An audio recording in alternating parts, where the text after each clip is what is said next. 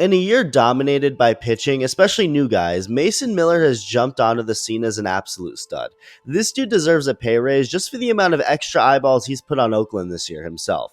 Despite being a team that had their season end before it even began, that didn't stop Mason Miller from getting to work and quickly becoming one of the more known names in the entire game as a rookie. I'm pretty sure he's still supposed to be a starting pitcher moving forward, like beyond this year, so it'll be interesting to see how that unfolds. But while he's been just strictly a closer coming back from his injury last year, Miller really has been a beauty to watch out there. The A's may suck and not have much going for them, but Miller is definitely must-see TV, or he at least has been. As time has gone on, we have seen a little bit more success from hitters, but Miller still is overall one of, if not the best closers in the game this year. His strikeout stuff is ridiculous. That's of course his main superpower, and he has one of those fastballs that hitters probably even know is coming and still can't touch it. He's just had such a great year so far, only to just ruin it himself over nothing.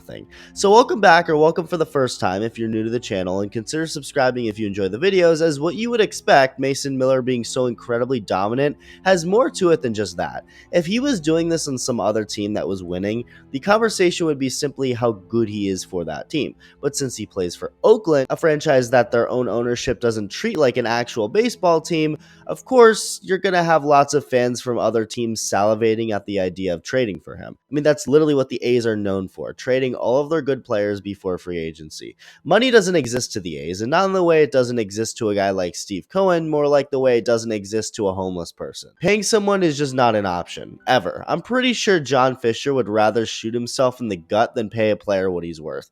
A really good player who helps the team win? Get the out of here. So naturally, a guy like Mason Miller becomes fun to imagine your team trading for. It would definitely take a lot to trade for, but still fun in theory nonetheless. But kiss any chance of that goodbye over the latest incident regarding Mason Miller.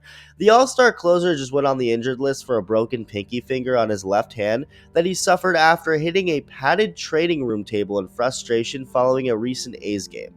Now here's what's weird. You would assume Miller was frustrated with his outing or something, but when you see that not only the team won that night, but Miller threw a shutout inning to end the game, you gotta wonder what the hell happened. What was he so mad about? I mean, you could theorize all day. Maybe he finally got done watching The Acolyte. Maybe he was a big Biden fan, or maybe he just really hates being in Oakland. What could make you so angry after a win? Well, an initial report said that he fractured the finger on his non-throwing hand after putting his hand down awkwardly while preparing for an exercise. But then we soon found out that this is a lie. A's manager Mark Kotsay soon came out, guns blazing, no cares in the world, told the real story and called out Miller's agency in the process. The real story is that Miller did hit a padded wall out of frustration after finding out that he had a post-game workout to do, and proceeded to call out Miller's agent, who originally gave another reporter a false story to put out to cover it all up. Watch. I know there's some speculation, and the original statement that was put out is pretty accurate.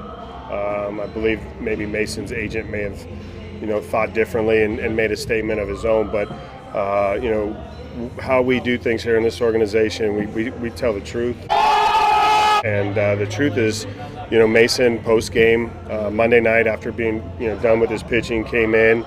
The training room was going through his recovery, was reminded that he had a post-game lift to get in. Out of a little bit of frustration, he just kind of pounded his fist down on a padded training table, which, out of emotion. We've all been there, done it, and unfortunately it resulted in a fracture in his non-pitching hand. So not only is this going to impact Miller's season just in general and delay some of his next outings that would add to what's been an already special rookie season, but this of course also hurts any potential trade that would get him out of Oakland into an actual baseball team. And it's all over nothing. So that sucks. Let's also not act like we haven't all been there and did something stupid over something that was also stupid. At least it wasn't his pitching hand that he hurt, and hopefully he'll be back soon enough dominating per usual. But yeah, not the most ideal situation. Let me know your thoughts, and thank you for watching.